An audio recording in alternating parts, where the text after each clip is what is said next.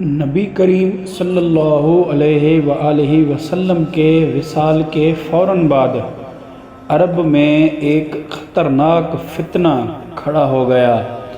جھوٹے نبی، بغاوت، زکوٰۃ سے انکار اور اسلام کے خلاف ایک منظم منصوبہ۔ یہ اسلام کا پہلا اور سب سے بڑا اندرونی امتحان تھا، اور اس امتحان کا مقابلہ صرف ایک شخص نے کیا، ابو بکر صدیق رضی اللہ تعالیٰ عنہ۔ یمامہ کا سردار مسیلمہ پہلے ہی نبوت کا دعویٰ کر چکا تھا، لیکن نبی کریم صلی اللہ علیہ وآلہ وسلم کے وصال کے بعد اس نے بڑے پیمانے پر لوگ اکٹھے کرنے شروع کر دیے۔ وہ کہتا تھا، مجھے بھی وحی آتی ہے۔ لوگ اس کی چالوں میں آنے لگے۔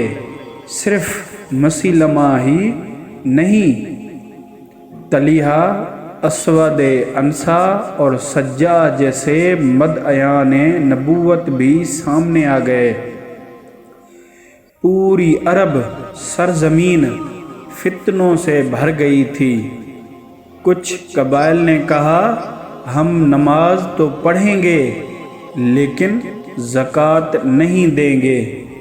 یہ بغاوت تھی اور اسلامی نظام کو ختم کرنے کی ایک چال۔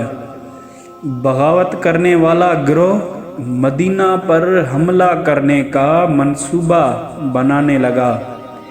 ان کا مقصد تھا کہ اسلام کا مرکز ہی ختم کر دیا جائے۔ مدینہ کو گھیرنے کی تیاریاں ہونے لگیں۔ حضرت ابو بکر رضی اللہ تعالیٰ عنہ نے فرمایا، اللہ کی قسم، اگر وہ ایک بکری کی رسی بھی روکیں گے جو رسول اللہ صلی اللہ علیہ وآلہ وسلم کے زمانے میں دیتے تھے تو میں ان سے لڑوں گا۔ یہ ایمان، بہادری اور قیادت کا وہ اعلان تھا جس نے پورا عرب ہلا دیا۔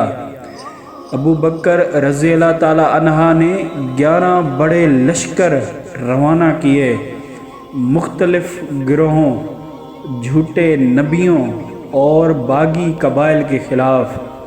ہر لشکر میں قرآن کے حافظ، بڑے صحابہ اور بہادر مجاہد شامل تھے۔ اسلام کا پہلا دفاعی مشن شروع ہو چکا تھا۔ اسلام اپنے پہلے بڑے امتحان میں داخل ہو چکا تھا۔ فتنہ پھیل چکا تھا، لیکن ایمان کی روشنی ابو بکر صدیق رضی اللہ تعالیٰ عنہ کی قیادت میں آگے بڑھ رہی تھی۔ یہ جنگ اسلام کی بقا کی جنگ تھی اور ابھی یہ سفر شروع ہوا تھا۔ مزید ایسے اسلامی واقعات کی ویڈیوز دیکھنے کے لیے ہمارا چینل سبسکرائب کر کے بیل آئیکن دبا دیں تاکہ ہمارے آنے والی ویڈیوز آپ دیکھ سکیں۔ شکریہ۔